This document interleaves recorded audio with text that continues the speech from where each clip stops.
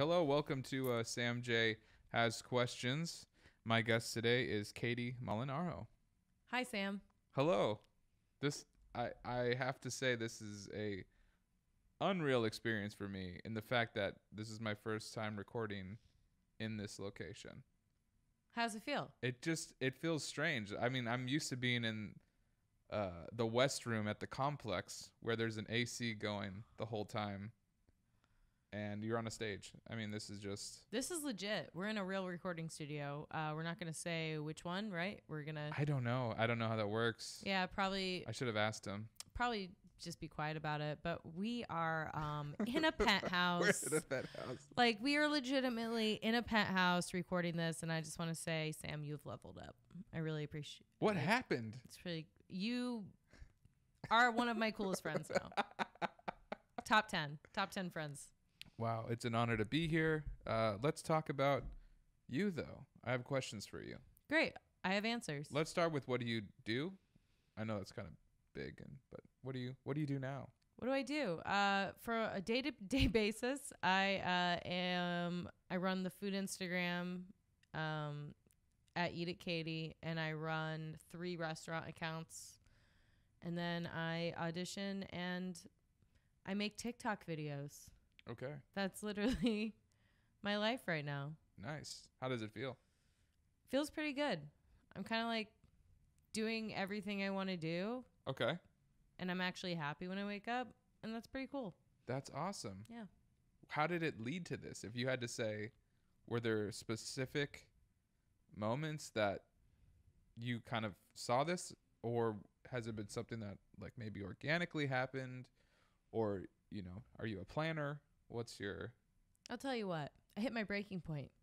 I had a moment last year where I was like, I'm just going out and auditioning and not getting anything, and I'm upset about it and I'm annoyed about it. But I spend every moment of my life looking at food photos on Instagram, and I was like, oh, this is a job that people can do?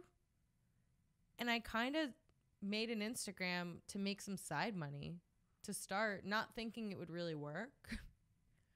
I was like, if I just copy all these other food bloggers, I'll just do it. Wow. And then what was that Instagram? Was it the first one we were talking about? Eat It Katie? Yeah, Eat It Katie. That's the first. So that's the Instagram that I decided to start, because I was running Instagram. I happened upon a job where I was running an Instagram for a different company, and they just let me do this, and I spent my whole day just on Instagram looking at stuff. And so I was like, oh, it's that easy? So that was where you were like, that was your education in social media a little bit? You weren't really that active on Instagram before? Or I was pretty active on Instagram and Twitter and Facebook, like just throwing out funny jokes and stuff. But yeah, I didn't really realize the algorithm, like that there's a certain way of posting on Instagram. Okay. Until I went to I went to a SAG-AFTRA seminar on how to build up your Instagram account. Okay. Can you tell me, was it helpful, or was it just like BS? It was actually really helpful. And so that's why, like, that's what got me jump started. Now, who was teaching this? Some guy. So was he popular on Instagram? That's the thing. You know what I mean? Like, that's the thing about, like, there's so much information about how to do stuff now, and then you go, okay, this guy's telling me how to grow my Instagram, and then like, let me check out his Instagram, and it's like, why isn't he doing it for himself then? Like, what's the story? That's the thing. His Instagram is pretty big. Okay, all right. But I take everything back. But I have met PR people who are like, I'm really good at PR, and I look at their social media and I go, what? It's really bad. But I guess they're working so hard for other people. I don't know. But I don't know. All I know is Instagram is how I make money. Okay. And I love it. Whoa. I love every second of it. I'm going to edit an explosion into the podcast. Right? You should. I've tricked everyone into this job that I have. We can't tell people you're tricking them. Oh, yeah. Then the trick goes away. You're right. I mean, I have this job and I do it. And it's a real job. There you go. Wow. Well, it's such a shift in what you mentioned from getting to your breaking point. We don't have to go into that specific moment unless we need to, but that, I mean, I'm sure it added up. It wasn't like one specific breaking point, but getting from there to where you're auditioning, and how much were you auditioning? I think my breaking point was when I had this sounds like such a humble brag, but I had like 8 auditions in a week, a couple callbacks. I was like, I'll probably get like one of them. I didn't get any of them. And I was like, I had nothing to do in between the waiting between auditions, which every actor needs. Every actor needs something to do besides waiting for the next audition, which is so hard. Like, you need to find a hobby, which is so incredibly difficult when you're just trying to survive on a daily basis. To be like, let's have fun. Yeah. But I was like, I already spend money on food. This is like something that I am passionate about. I can make food my hobby. And now it's my career. I mean, there's so much. There's advice that people get to, like, well, do what you, or, like with, we'll say stand up as an example, because that's what I come from, is write what you know and, tell stories about what you know. If you're a writer or, director, direct stories that you're like, I love food. I know food. It only makes sense that I capture it in a way. So yeah. It wasn't, you're like, okay, I guess I can take a picture before I eat now or review it. Like, what was the first post? The first post. Maybe the first post that started getting followers, or like when you realize, oh wow, this is actually. Well, I posted a picture of a Howlin' Ray's chicken sandwich and it got over 100 likes, and I was like, oh, I'm getting more likes on these photos than I am on my regular Instagram of like photos of my face. So you're like, I was like, well, that was a humbling moment.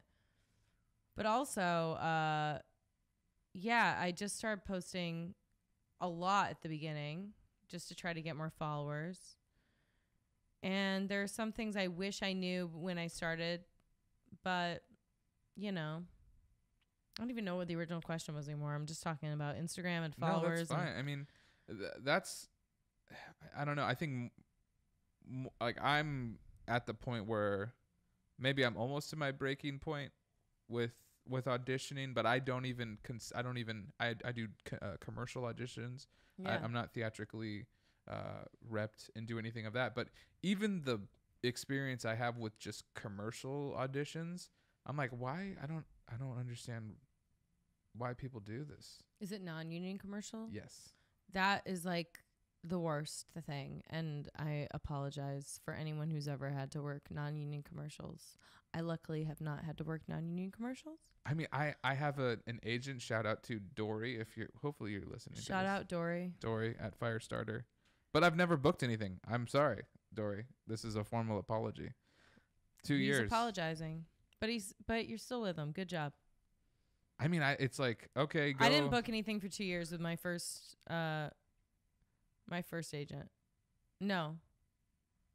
That's a lie. I'm sorry. I've made everyone feel bad now. You're like the first one. I'm like, oh yeah, I booked like the 5th commercial. All right. Anyway. Well, I haven't booked a commercial since 2017. I'll be vulnerable right now and say that I haven't booked a commercial since 2017. It's 2019. Wake the fuck up, people. Has the industry stopped making commercials since 2017? No, I go out for a lot of them and get called back for a lot of them, and I think that maybe that's the most disheartening thing is like, right? You're like just getting on a veil and then being released from a veil, where you get that. Like, I feel bipolar sometimes. Yeah. And I needed to do this food blog to just like if I didn't have this food thing, I'd be thinking about an audition I had like earlier this week last week, where I like fucked it up, or in my mind I fucked it up, and I would have been still thinking about it now. Yeah. because I would have nothing else to. I mean, comedy, yeah, but sure. How many times? Like, I'm doing a comedy show tomorrow night. What is it? At a milkshake shop downtown. Oh, okay. I think I saw an invite for that. Yeah. I was like, nope. Exactly. No, just kidding. No, see? No one's going to come. Come to this. The show will definitely be. Have already happened. Yeah. The show's already happened, but. But I'll repost anything for some cash. Yeah. Hell yeah. Hell yeah. We have a deal. Call your manager. Your people will call my people. I don't have people to call. I don't have people that call other people. I got peeps. I do that. I talk to people. This might be a bit I'm going to start doing. I don't have people. You don't have people. I don't have people. You have me. I'm here. I have a person. This is very convenient for me, so that's why I was here. If you said okay. if you said we were recording in Culver City, I'd be like, nice try. I wouldn't do that to anyone. Not even my worst enemy. Nice try. Nice try, Culver. What kind of person? I'm looking at my questions and I'm not even asking them. But what kind of person do you have to be to go through the 8 auditions, not getting called back, and then still like waking up the next day and being like, all right, we're going to keep self-submitting. There's a specific person that can just do it and not get burned out and not expect maybe external validation and can internalize it. Yeah. I'm trying to be that person. It's really hard. Yeah. To be like my own little, shoveling coal into myself. I'm the only guy doing like, you got this. You just have to deep down believe that you can. And I know it sounds cliche, but like there's a part of my brain every day that's like, Katie, you're gonna be a series regular. You're going to be a guest star. Like this is gonna happen for you. Maybe not this time, but it's gonna happen. You have to just like keep going. It's like when I used to sell Girl Scout cookies when I was a kid, and like my dad said I would just go door to door, and he would watch me from the house because like just go door to door, and like when people said no, I'd just be like, okay, next time, and I walked over to the next one, and I guess that was like a good starting point, because everyone else's parents like helped them sell Girl Scout cookies, and my dad was like, if you're gonna sell them, you have to do it on your own, and I was like, yeah, I already have a job. Okay. I'm not gonna be a salesperson. He's like, I'm a lobbyist. Like, why would I do this? Like, I'm going to Capitol Hill right now. Goodbye. You grew up in DC? Yeah. DC. Okay. Yeah. Political family, Really? So would you mind talking about the type of household that was? My dad was always in DC for work. We lived in Northern Virginia, so it was like a 25-minute drive. I mean, I never knew what my dad did until I was in college, and then I was like, oh, I see. Lobbyist for the chemical company, huh? Uh-oh. It's okay. Someone's got to do it. I like money. What? I like money. I'll say it on the record. I like money. Money. Yeah. Yeah. I enjoy money. They say money doesn't buy happiness, but it does. Supposedly, It does. Supposedly, the amount that happiness sort of drops off, as far as the dollar amount where your happiness doesn't really matter anymore, or the money doesn't affect it as much, is $70,000 a year. After $70,000 a year, you can't, like, your happiness to that money doesn't really get affected. But I'm sure when you get to the millions, 100,000 or a million, but that's the number where people are generally like, now we're happy or like content. Yeah.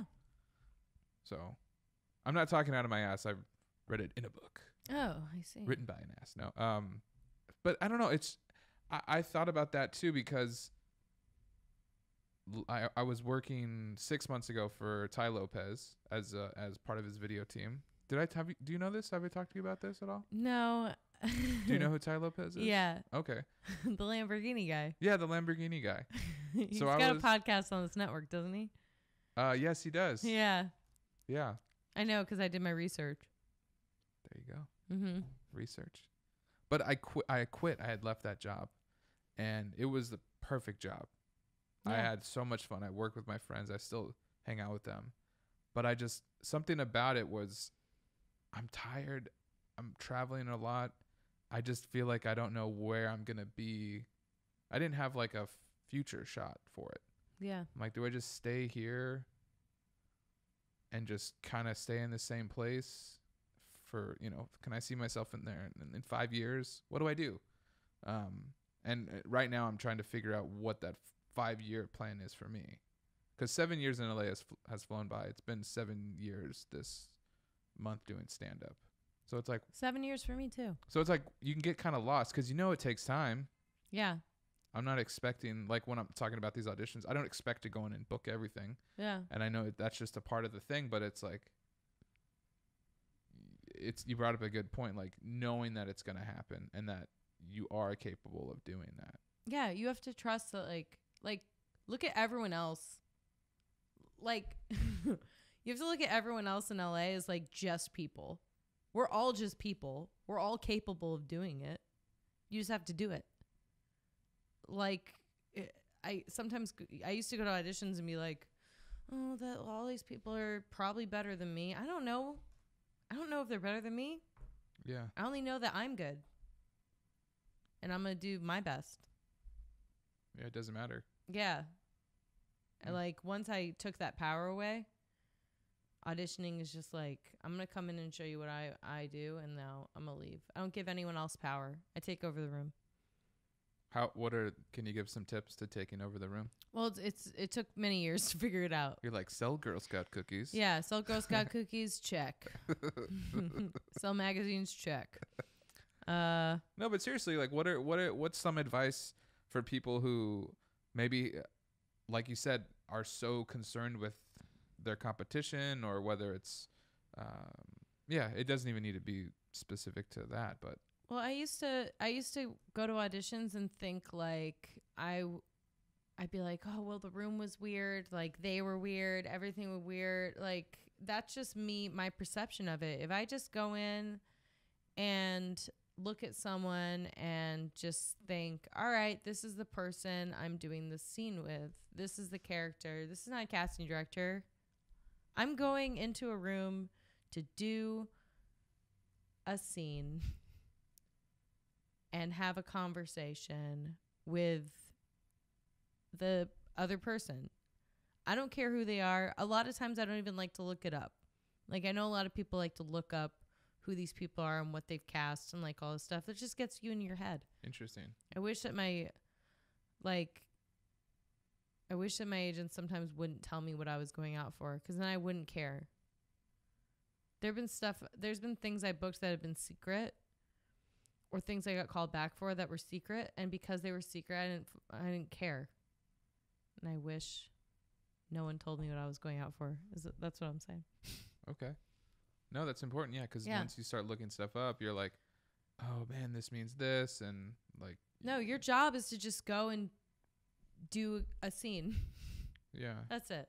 So if I just detach everything else and I go, like tomorrow I have an audition and I'm just gonna go in. I'm going to prepare the stuff, and I'm going to do the scene. I'm going to pretend I'm on set. Every time I'm at an audition, I'm pretending I'm on set. Like, this is me if I got the role. And that's how every audition should be. It shouldn't be like, oh, am I going to get it? A lot of actors go in with like. Because it builds it up. Yeah, they go in like, oh, I got to get this. I got to get this. No, you go and do the scene. Then leave. Yeah, because they're gonna want you to do that when you get to set. So if you're do what you're gonna do. If your audition is different, then that's gonna be worse for them. Yeah, you just do, like, they want to see that you can show up on the day and do the job. That's it. And if you just think about that and not like, oh, are they gonna like me? How's my hair? No, just do the scene and leave. You coach people. Yeah, and that's all I. Do you just say that? That's literally. That's all you say I used to coach people. I don't anymore, because I was just like, just do this, and people would be like, but I don't have confidence. I'd be like, well, I can't teach you confidence, so. She'd be like, well, I'm actually teaching a confidence course. I bet I could. Anyone can just pretend that there's someone. That's what you should get out of this. Be a sociopath, everyone. Well, there's so much stuff within this industry that's just based on getting into the industry. So like the headshot guys, the like, casting like They're all exercise. scams. Like it's like so there's an entire industry about how to get into the industry. I know. And it's exhausting. It's gross. And I'm like, well, maybe if I do that, I'll be ready. No. What you need to do is, you got to get good headshots. You got to make a reel. And then you just have to think that you're better than everyone else. And then that's how you sell yourself. Well, just have to pretend that you're better than everyone else. Become better than everyone in else. your Isn't that, didn't Steve Martin said that? Be so good that they can't ignore you. That doesn't even matter. Yeah, he said, be so good that they can't ignore you. Yeah. Steve Martin. Yeah, Steve Martin. Steve Martin. Have you heard of him? Yeah. He'll be on the podcast eventually. Tomorrow. He like never talks and he never does interviews or anything. Wait, really? I don't think so. Yeah, I guess I haven't seen it. But he did a master class, remember? I think he got it out of his system. Yeah, he was like, I got to do this master class. Have you bought any of the master classes? No? I paid for the Ron Howard one on directing. How was it? It was great. Oh. And there was a fun moment where he's, going through blocking, camera shots, and literally like 20-minute like little episodes. Yeah. And one of the actors who's playing an actor from Frost Nixon, I saw him at a commercial audition. Oh. And I was like, man, I'm a big fan of his work in this master. You know what I mean? Like in the master class. The master class. Like I just didn't know how to like even. Like, hey, I saw you in master class. Hey man, big fan of your master class where you acted as another actor. Like not even a project, but like to me, I had watched an hour of him acting, and yeah. he, so it was just weird to see that, and I don't know if I'm sure he gets it a lot. I watch a lot of Food Network, and so if I see a Food Network star, I get like kind of. Oh, that's Artie from Artie Party. Everyone's like, what? Who? I'm like, she won Food Network star. What? Well, there's just so much stuff out there that people watch. So no one's really watching the same. Game of Thrones maybe was one thing that everyone watched. Even me, I didn't watch it though. I didn't watch it. But I don't like that Dungeons and Dragons shit. No? What do you watch? I'm not into it. Well, I was watching The Affair until it jumped the shark. That was a good Showtime show. Okay. I honestly watch a lot of Food Network stuff. And I started watching Unbelievable on Netflix. I'm going to continue watching that tonight, I believe. Okay. So I watch a lot of drama. I don't watch a lot of comedy because I like to detach myself from comedy when I'm not doing it. Okay. Is that weird? No. I know a lot of comedians like watching comedy, but I don't. I like like I do. It really shaped my life. What some specifics that were like big influences in your writing, your performing, or Monty Python, a lot of Invader Zim, Emperor's New Groove. I watched on rotation. All the Broken Lizard stuff, like. Have you seen the Slam Super and Troopers? Salmon? Slam and Salmon. Yeah. What is that? It's a Broken Lizard, guys. It's on Amazon. I haven't seen Slam and Salmon. Now I'm going to. Watch it. Let me know what you think. Because I still have to watch Tacoma FD. Oh, yes. Which is my top 10 favorite show. I'm just kidding. I haven't watched it yet. But it's my favorite show that I haven't watched yet. It's my favorite show I haven't watched yet. Yeah. So we're getting kind of into comedy, but I want to go through. We talked about your Instagram, but yeah. What was the response that you started getting, and how did you know what was gonna work? Like I'm sure you had to test out like different things. So like when the raisin, or what was the chicken? Howlin' Race. So when that got a bunch of likes, we were like, okay, do I just repeat that same type of post, or like, what was your trial and error? It's still a lot of trial and error because I'm in the first year, and some things that I expect to get a lot of likes on don't right now. I'm getting very low engagement and I don't understand really because it's like the algorithm keeps changing. I used to get like 300, 400 likes a post and now I get like 150 and it's just like really drastic change. I don't. Weird. Yeah, likewise here. Right? Although story has really started going up for me. That's the which thing. is freaking crazy. I think they want people to post more stories than actual feed posts. I think that's the rub. That's what I'm starting to feel too, because my posts haven't really been getting, unless they want you to start paying. They mean Instagram, Mark Zuckerberg, right? But that's the thing. When you pay for those sponsored posts, I feel like a lot of people don't see them. I feel like they get a lot of bot likes and not real likes. Yeah, it's very bizarre. I'm kind of at a point where I've lowered my expectations a little bit on Instagram, and I'm like, what I'm doing now isn't working in a sense. So, time to switch it up and maybe reformat or something. Well, that class I took, the funny thing was that the guy was basically teaching us how to Photoshop ourselves into experiences. So like he would Photoshop himself like at the beach and stuff. Really? He'd like Photoshop the waves and then to make him look better. And then he'd be in the water or something. Yeah. Like a lot of Instagram. Just go to the beach. I know. It's I've seen some wild posts, but all these people with wild posts have like 300,000 followers and I'm like, okay. Okay, listen. Let's talk about your drive-through. Yeah. Where's the title? And I'm sorry. Drive-through talk show. Drive-through talk show, yeah. I did it on you host a talk show too. Yeah. Can you give me some pointers? How am I doing? Good job. Would you say if I was doing a bad job? Yeah, maybe. I'd probably call it out. I'd probably be like, if I was like, yeah, I think I did a podcast once where I was just like, what's this guy doing? It was also one of the most boring podcasts I've ever done. I won't say what it is though. Joe Rogan. Yeah, it was Joe Rogan's podcast. I'm just kidding. It wasn't. So drive-through talk show. Yeah. So I take celebrities through the drive-through and we eat. But I haven't done an episode of my car in a while. I've noticed that. Yeah. Do you know why? No. Well, I'll tell you why. It's a lot of work. My car has this thing now called the shakes, is what I call it. So when I am in park, so when I am in park, it shakes and like the whole camera shake, like everything just shakes. Like, just like a stabilizer. And I went to the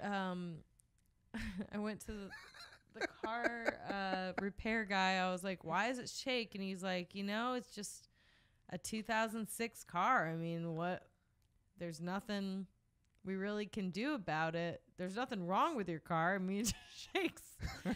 Hold on, let me get this straight. It works when it drives, but when it stops. Like telling that to a mechanic, you're like, fix it. Like, they're like, who cares? We don't care. Yeah, basically they're like, They're just like, what? I'm like, look, I need to film myself. Yeah, exactly. When I'm parked. All right, here's the deal. So I tried doing it without AC parked. Bad idea. It's just.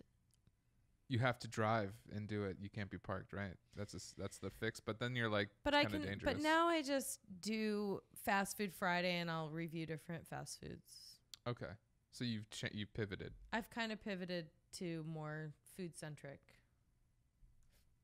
Wait, Fast Food Friday. Okay, but you're just not in the drive-thru now. I'm just not in the drive-thru, but I take fast food and I eat it on camera. We've all seen Super Size Me. How's your health? Is that a concern? No, because I do hot yoga bar classes about 3 times a week. I work out hard. Okay. That's why I don't show on the gram. People think I just eat garbage, but every day I go to hot yoga bar. You don't want to show that side of it? And I burn 600 calories because I get all sweaty and gross. It's bad for the gram. Sometimes I'll post like, hey, I'm going to hot yoga bar. I remember when you were doing you were trying to do it for a month. I was trying to do a month and eat ice cream every day too. Let's see which one wins. Go hard and go home, or go home. Exactly. Or go hard and go home because you've gotten so sick. I feel like this is a statement, but it's also a compliment to you. Oh. Is that you're inspiring people in the fact of, ooh, almost got kicked out of the studio. That was so close. That like. Maybe I won't give you this compliment. Yeah. I almost spilt coffee all over the really white rug, but Yeah, it looks dirty. it does look dirty, but I don't know how it got there. Okay. Well, okay. Basically, what I'm saying is, the compliment is you have the ability to promote yourself, present yourself in a way that's, even when you were meeting these people here, you're like, hi, this is what I do. It's this.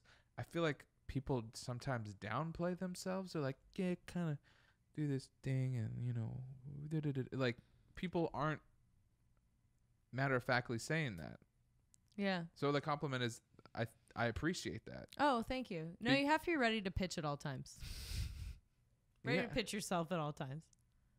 But that it's amazing. I don't know. Even what you're posting, because we're in Facebook groups. Yeah. And what you're talking about. Are you ever like, maybe I shouldn't say this, or are you like, you know what, this is important, I'm just gonna say it. I don't care. Like, do you have to limit yourself, or is there a filter? I mean, yeah, there's definitely a filter. I stopped really commenting on Facebook groups unless people tag me in something. Like, I know people tag me in our theater group sometimes, and I'll just be like, I'll write back as a joke. But I wrote something I remember I replied to someone's Facebook last year, and then they cried about it. So Oh, wow. So I was like, you know what? I'm just going to not talk to people on Facebook anymore. Okay. I'm just going to promote shit. So all I do is just promote shit on Facebook now. Yeah. I don't engage in actual conversation. Okay. I save that for real life. So what do you like to talk about? Food. Yeah. Just write that down. Food in general. Yeah. When was the first time you performed on stage? First time would probably be at church. My mom put me in like CCD, which is on Mondays. It was supposed to be Sunday school, but it was on Monday nights. Okay. And I learned about the Lord. And then I would perform skits about the Lord. Cool. But it's funny because I was never on board with any of it. As a kid, I'd be like, this doesn't make any sense. Why do we believe in this guy? And I would like add that snarky shit to your characters? To my characters, yeah. They're like, oh, that's so funny. Ha, yeah, ha, they'd be ha, like, ha, haha. ha, And ha. then like once I got older, it kind of got out of hand. They were like, all right, you got to stop. Like, just do the script, please. Yeah. Can you just do the script as is? So you had inserted yourself into this type of... So you were forced to be there, I guess, is I was what forced to be there. So, like, yeah. But my mom also was a musical director of Young Actors Theater, which was... That's probably the first time I did really stage performing. stuff. Okay. Yeah. Outside of a church. Outside of a church, yeah. My mom did those... was a music director, and so I... yeah, we did plays every year. Okay. Every summer we do a different play. And I was always the lead, but not because my mom was the music director. But people thought that it was because my mom was the music director, but it was just because I was better than everyone else. Totally. Yeah. Like, it sounds horrible, but yeah. But when did you decide that that's what you like, or this is what I can do? You know, when did you get that idea to like, wait, what? This can be a job, or this can be a profession? I guess, I mean, ever since I was in elementary school, I was always asserting myself into the plays and stuff. Oh, wow. Elementary school, middle school, high school. Except in middle school, I would get annoyed because I would audition for the leads and then not get them because they would go to... It was Older a seniority rule, yeah. Yeah. So like I didn't get the lead in the school play until my senior year of high school. And then I had to share it with someone else who also got the lead. Like her mom was super pushy and like made her have the lead too. And so we had to flip a coin to see which shows we would get. It was really stupid. Weird. Yeah. So did you move from DC? Did you go to New York first, or did you come straight to California? Or what was your, you know? I was doing theater in DC, and then I was doing SAG military industrials. So that's how I got my SAG card, and then I became SAG and moved out here. Wow. So there's a lot of industrial stuff getting shot in DC. A lot of around industrials, yeah. I did a lot of videos for the military. Wow. Like training videos, like HR or... Yeah, I did I did two about sexual assault, and one of them was ATV training. I have full video of that. ATV training video. Yeah. What? It's called Off Duty on Guard. Is it It's in your on reel? IMDb. This stuff was all in my reel when I moved out here, and Sure. then I would show it to people, and they'd be like, "We literally do not care. What are your TV credits?" And I was like, fair.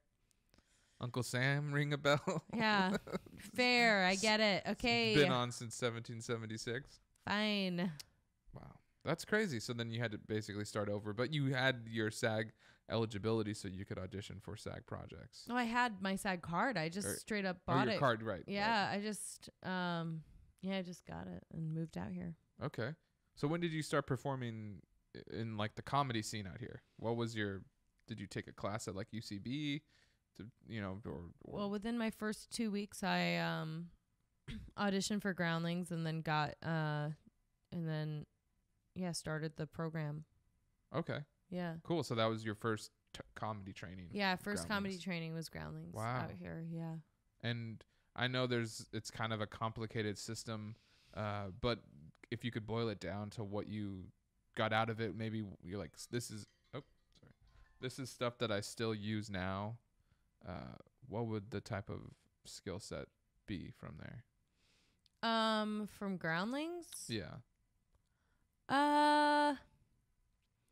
To be honest, like I feel like Are we gonna have to edit this part out too? No, it's funny. I thought I learned a lot from Groundlings until I got to writing lab, and my teacher basically told me that all of my teachers didn't teach me anything because he was a garbage person. I'm not going to name who it was, but he was a garbage person who said that all of my teachers did me a disservice and that, yeah, they should have taught me better. Basically, even though I passed every class on the first try. Wow. Like, I didn't have to repeat any levels. I passed every level. And then I get there, and then I have this teacher who just fucking sucks. And then, yeah. So I don't really think about Groundlings as part of my training because I feel like, I don't know. I got shit on more and more. I kept doing it. The higher you went, yeah. Yeah, the higher I went, like, people hated me more. So where did you... I feel like I wasted a lot of time there, to be honest. So where did you go that you finally could feel like, oh, this is where my sensibilities are connecting. This is people who are pushing me and know that I'm doing good stuff and know that I've learned something. Honestly, no theater has ever given me that kind of feeling. I feel like I would do better writing my own stuff and doing solo stuff. Okay. I don't.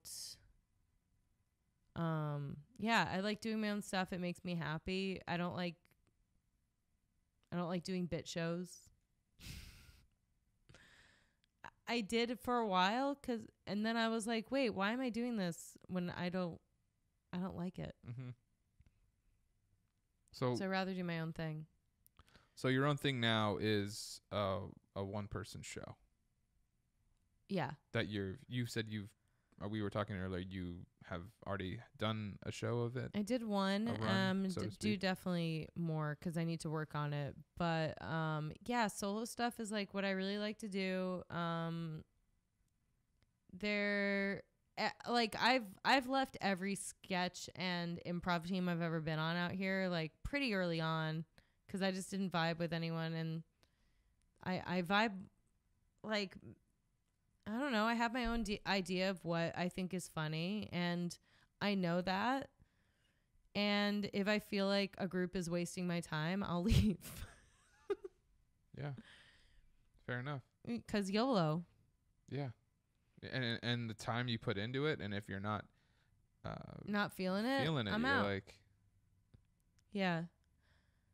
So yeah, I've enjoyed working with many different people, but I wouldn't say like any comedy school out in LA has really, I don't know, the individual classes. Like, I feel like I've learned more from doing on-camera comedy classes and like so much more stuff is on camera, and I feel like I've learned how to really find the nuance in my live performance. okay. Because I get a little crazy. Like, I can be very insane on stage, but I like a contained insanity. Okay.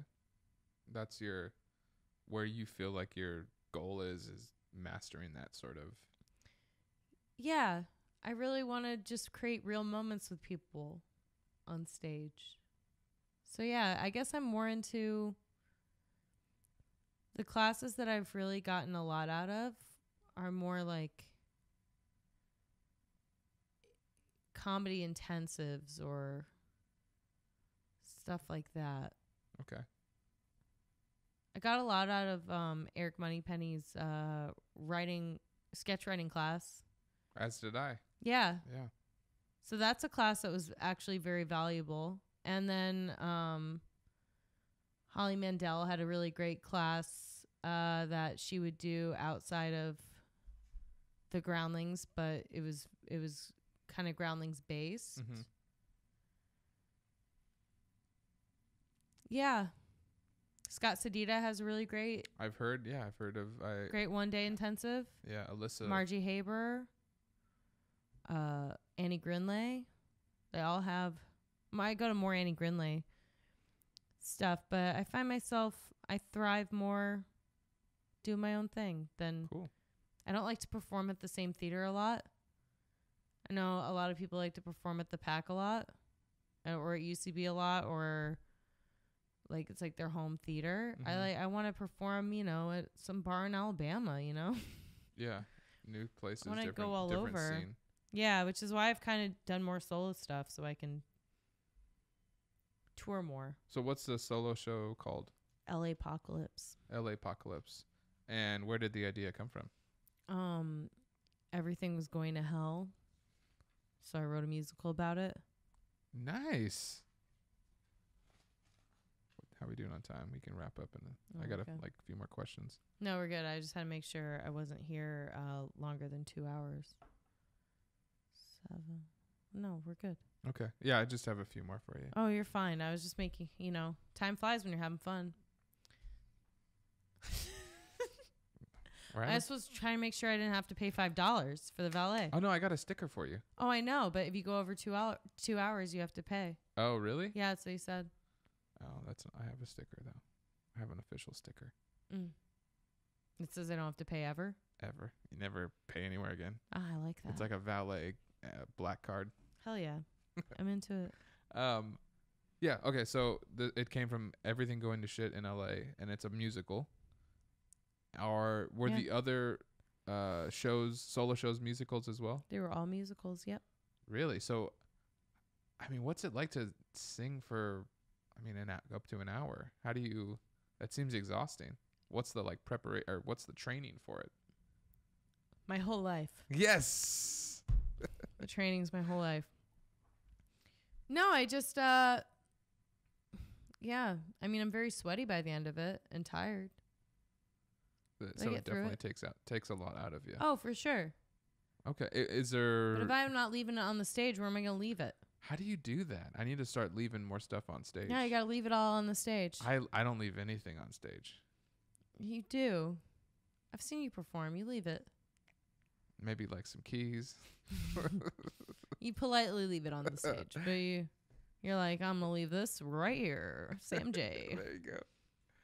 There you go. Here's some comedy. I try. I try to consciously think in that terms of like, let's leave it all out. Let's do it. Let's go hard. Let's go crazy. Let's go crazy. But it's just not it's not the wavelength that I've.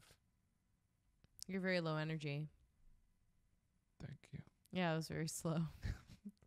I've tried to be big energy. Like I've done big energy characters, but it's just, I can do it, but You don't like it. I don't. I remember in an improv class, they were like, "Can you maybe like try something, big when you go out?" And you were like, no thanks. No thank you. No, thank you. Yeah, no. Yes and no.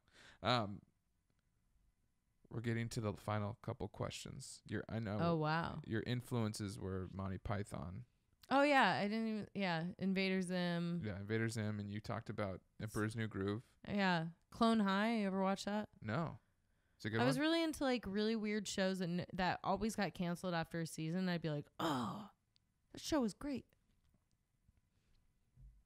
I was always into shows like that. Well, that's a good thing now. There's so many shows that have been off the air forever. That are coming back. And they're coming back, but they're also still on, Netflix or like Amazon. So pretty wild. It's a weird thing I remember I found the show The Comedians with Billy Crystal and Josh Gad. Oh, yeah. And Did anyone ever watch that? Fucking loved it. It's great. Holy shit. I haven't seen it yet. So good. I finished the season. I was just like, no, I need more. This is so funny. Too bad. It's gone forever. It's fucked up. Did you see the person that was outside of the Netflix building with Bring Back the OA? No. Apparently she was on some sort of hunger strike outside of Netflix. She's like, I'm not going to eat until OA. Oh, yeah. Someone told me to watch that. Back. The OA. I never watched it. If I'm not into a show within the first 10 minutes, goodbye. I'm not like, maybe it's going to get better. They're like, Katie, I know the first 4 episodes are a little slow, but by the 5th one, god dang it. I have to watch the first 4 of bad to get good? Fair enough. No. Mm-mm. Okay. Shouldn't be like, well, the 5th episode's where it really gets good. Okay. What were the first 4 about? Yeah. I'll write that shit down. Get mad at that. I'm mad at it. So I know you gave some tips to people auditioning and kind of getting out of your head and being in the right mindset. But do you have some other piece of advice that you would give people? Maybe I know I'm sure you get a lot of questions, maybe messages. Is there? No one asked me shit. What? I would think people are always asking you questions. Maybe they're afraid. I get kind of abrasive. I don't know. Oh, I didn't know that before the podcast. Yeah. Okay. No, you ask me anything. Yeah, people ask me stuff. I had someone ask me how I have confidence, and I said you just pretend that you have it. So pretend. Some random guy from like Kansas or something messaged me and asked me that, and I was like, people are watching. Wow, that's cool. People are interested. That's great. Yeah. That's amazing. They're interested. So have confidence. Don't worry about other people. Yeah, which is hard. I mean, it's very hard. It took me years to like be able to leave a room and not think everyone was talking about me in a negative way. Give me one more. You got one more? That's one more tidbit, what? A little tidbit of advice. Oh, another advice? Yeah, this is the what do people need? I mean, really confidence and not being in your head. Yeah. That can do a lot.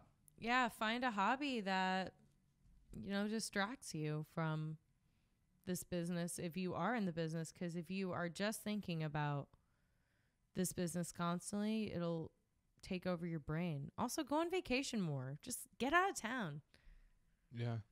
Leave. Like, the first time I went to Japan, I had no money. I was like living paycheck to paycheck. And then because I booked that ticket to Japan, I booked like a really great commercial right after that. And I'm thinking like, and it's because I was so excited about Japan, I wasn't thinking about anything else. Mm-hmm. Nice. So like, yeah, if you think about something exciting that's going to happen after the audition doesn't matter. I learned that in Killian's commercial workshop. That's great. Mm-hmm. I like that a lot. Yeah. So are you going back to Japan? Yeah. Cool. Yeah, November. Dope. Mm-hmm. Where are you staying? Or what? Well, where are you going? A lot of Airbnbs, and then Tokyo Disney Resort. I'm staying in one of the hotels there. Cool. The Hilton. So something big is going to happen when you get back, right? Based on that advice. Hopefully before. Yeah, Hopefully something big will happen before I go, so I can afford the trip. Perfect. Katie Molinaro, last question for you. Yeah. I love this segment. It's called the Life Billboard. And if you had a billboard on Sunset in La Cienega and you could have anything on there, a picture, an image, a message, a handle, what would it be? I've actually thought about this. Has anyone ever done a billboard with their Venmo handle on it? No, but that's... Like, I should be like, Venmo me to pay for this billboard. And it'll be like, thumbs up. Hey, Venmo me. I spent all my money on this billboard. That's hilarious. I haven't seen that. Do it tomorrow. Right? How much could it be? Not that much at all. Yeah? If I'm like, hey, guys, this would be a really good bit. And you probably will get Venmo'd. Yeah. People, like, some idiot will Venmo me. Like, people will be like, I'll Venmo her $1. 100 of those? Pfft, $100 fast. All right, idiots, if you're out there, give her money. Give Katie Molinaro some money. Katie Mode, MOED, GETKATIE MOED, Venmo me $1. So that's your Venmo. Where can people see you on your social media? At Eat It Katie on Instagram and TikTok. I am currently sponsored by TikTok, so keep on talking. Did you copyright that? No, I should. Keep on talking. Keep talking. You're just getting all these great ideas out at the end. Sorry. I'm sure you've been thinking about them for a while. No. Was that improvisational? Yeah. I'm actually good at improv. I just hate it. It's a waste of my time. Well, I'll tell you wasn't a waste of my time. Was this interview with Katie Molinaro. Katie, Yay. You've answered all of my questions. Thank you so much. And I've probably proven to everyone that I'm probably not approachable now. So this is very exciting. So if you're going to approach Katie or you're thinking to approach Katie. Do it. I'll talk. Yeah. Or listen to this podcast instead. Yeah. Listen to this podcast. You'll get all the information you need. All right. Thank you so much. Thanks.